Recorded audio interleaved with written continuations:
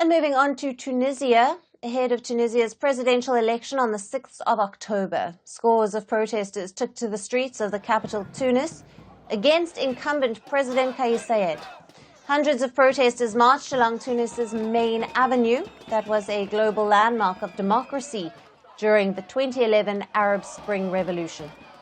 The protesters chanted slogans against President Kais Saied and called for the end of his rule. The latest protest was triggered by a legislative initiative to transfer the authority for overseeing elections from the administrative court to the appeals court. Opposition parties say that this initiative would discredit the 6th of October election and would pave the way for President Saied to secure a second term in power.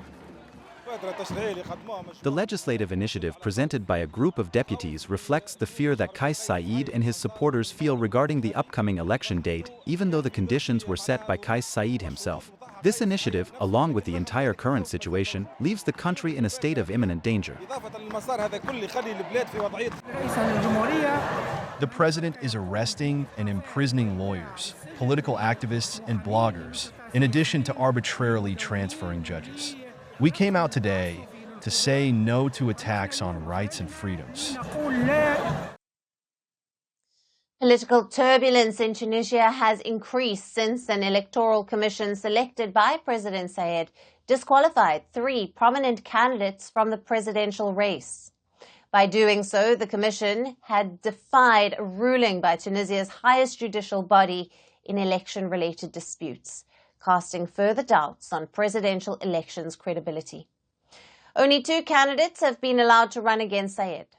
But one of these candidates, 43-year-old Alyson, was handed a 20-month prison term on charges related to forging voter endorsements. Zamal is the head of the opposition Azimun party and is also being seen as a serious challenger to President Saied. Opposition leader Zamal has vowed that even in prison, he will not give up the fight for the sake of his country's future. I will continue my campaign with full self-confidence, with all courage and determination.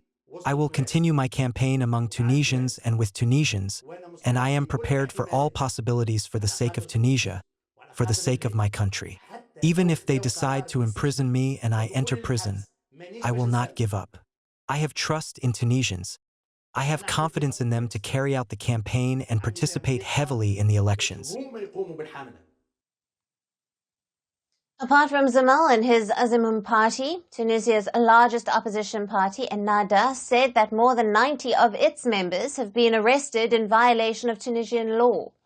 Other opposition leaders say that President Saied is using the election commission and judiciary to secure victory in the October elections.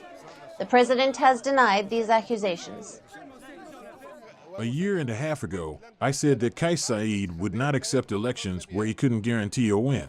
Today, if any president in power had confidence that the people still believed in him and wanted him to remain at the head of the executive authority, he wouldn't commit all these violations. He would trust that he could win at the polls. It's now clear that even Kais Saied himself has become aware that he has lost all popularity.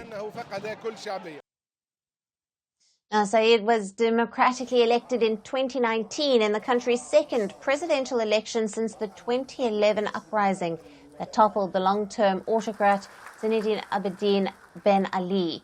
Now, Saied's rise to Tunisian presidency was preceded by failure of some 9 cabinets between 2011 and 2019 to tackle the country's economic problems. The president had promised a better future to the country's youth, but instead he is accused of turning to authoritarian ways. Since taking power, he has been accused of stifling opposition and reversing Tunisia's democratic gains from the Arab Spring. In 2021, he sacked the prime minister and suspended the parliament and pushed through a new constitution to cement his one-person rule.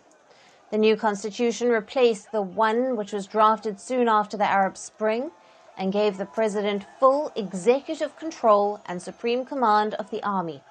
Saied has justified these actions by saying that he needed new powers to break a cycle of economic decay in the country. Under President Saied's country's unemployment rate has risen by 39%, with nearly half of Tunisia's youth wanting to leave the country. The latest comprehensive survey by a research network in August stated that about 46% of Tunisians would leave the country if given a chance. But can growing public anger force President Saied to give up his authoritarian ways?